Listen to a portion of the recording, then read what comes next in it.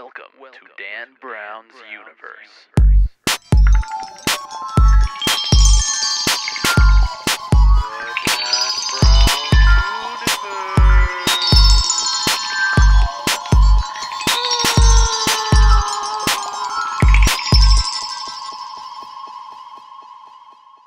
Hey, whoa, something just wiggled a little bit.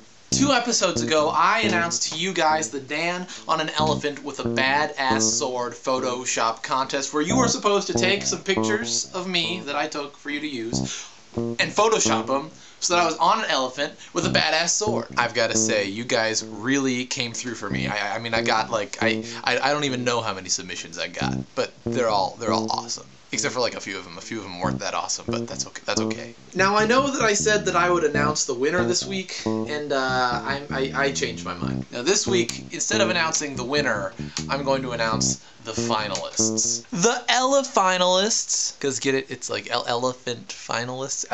Yeah.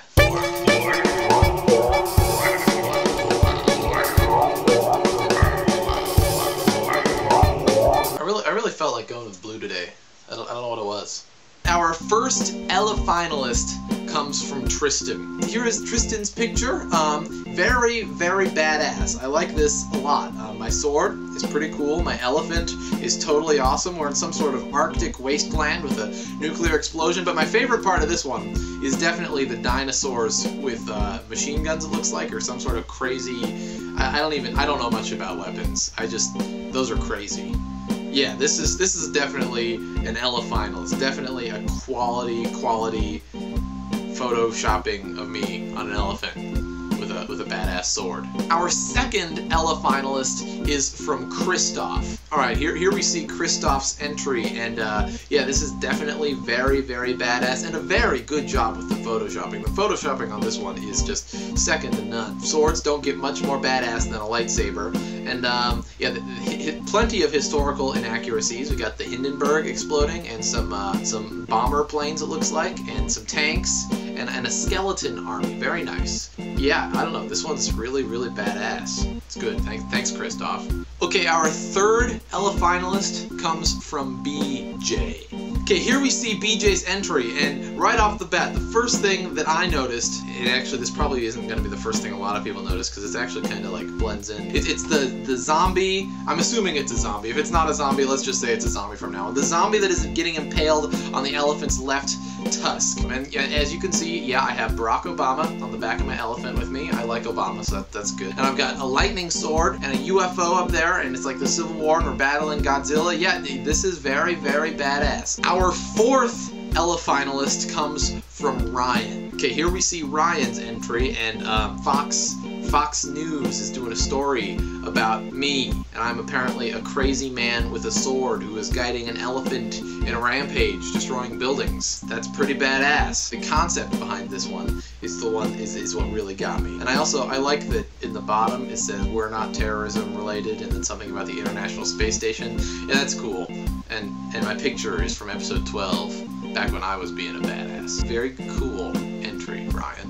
I like it. And our final Ella finalist comes from Stupid Flamingo. That's not their actual name, but I didn't see their actual name, so there's just Stupid Flamingo. Wow, this one's cool. I'm on the back of an elephant with a badass fire sword of some sort, and we're battling laser dinosaur armies, and I'm being given badass advice from the badass founding fathers. The laser dinosaur army is commanded by Napoleon. You can actually, if you look, you can see Napoleon on the back of that Tyrannosaurus Rex. Oh, and if you didn't notice, my elephant is eating a dino head, which is pretty sweet. Ella finalists. So now that you have seen the Ella finalists, it is time for you to cast your vote as to which one you think is the most badass. Cast your vote by typing a comment below. Just say, I like number 1, or I like number 3, or number 5 was the most badass. Leave a comment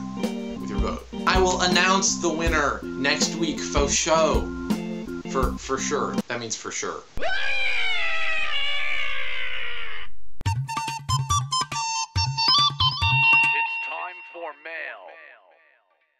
Okay, right now it's mail time, but I'm not actually going to answer any new mail questions. No, instead I'm going to go back to a question that was brought up last week that I didn't know the answer to exactly. Basically, the question last week was, why can a fly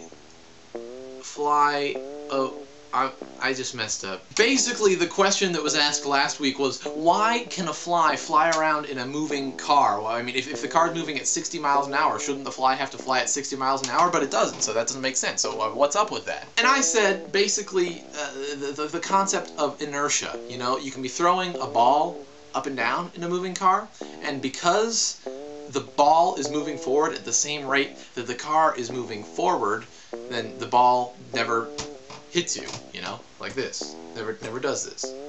But I also said that I didn't really know for sure, so I asked you guys to send me emails at danbrownuniverse@gmail.com if you knew any clearer than I did about that. You guys emailed the crap out of me. I got a lot of emails. I'm not going to read any one specific email, but basically the consensus was, the one thing that I forgot, while inertia is certainly a factor in like the ball being thrown, the moving car, as long as all the windows are closed, is basically, you know, a contained environment, and all the air, all of the, you know, air, I don't know why I had to say that again, all of the air that is inside of the car is moving along with the car, and it's not being changed. Just like how the Earth, the atmosphere of the Earth is filled with ozone and air and all this stuff, the Earth moves around the sun, and we don't have to run it, you know, like 600,000 miles per hour or whatever to keep up with the Earth. The fly, which is flying around in the air that is moving in the car, doesn't have to fly any faster than it would if it were just outside the car. You got that? Does that make sense? Dan Brown, expert physicist. If you got a question for me, send it to danbrownuniverse@gmail.com. Science. Interesting viewer. This week's interesting viewer is Zach from Texas. Zach is interesting because he mowed my name into his lawn. Oh, and he also sent me this Michael Vick dog chew toy. It's on my wall up here. This thing that I'm hitting right now. He's a rad guy, you know. He mowed my name into his lawn. You all should do that. Everyone should mow my name into their lawn. Even people who aren't my viewers. They should just be like, oh whatever, Dan Brown in their lawn. It's like a lawn tat. Tat being short for tattoo. If you would like to be my interesting viewer, you need to send me an email at danbrownuniverse@gmail.com. In the email, make sure that you include your name, where you're from, what makes you interesting, along with a video or a picture or some pictures or some videos to back up your claims as to what it is that makes you interesting, playa. This is the part of the show where I normally put stuff up on my wall. And I know you're all freaking out right now because I just said that, and that's the same thing I said last week when I didn't get anything. No, okay, I got stuff for my wall this week. It's just that I'm not going to put any of it up this week. I'm going to put it all up next week. Don't ask questions. I am your supreme ruler. But that's all, man. I am Dan Brown, and I am out.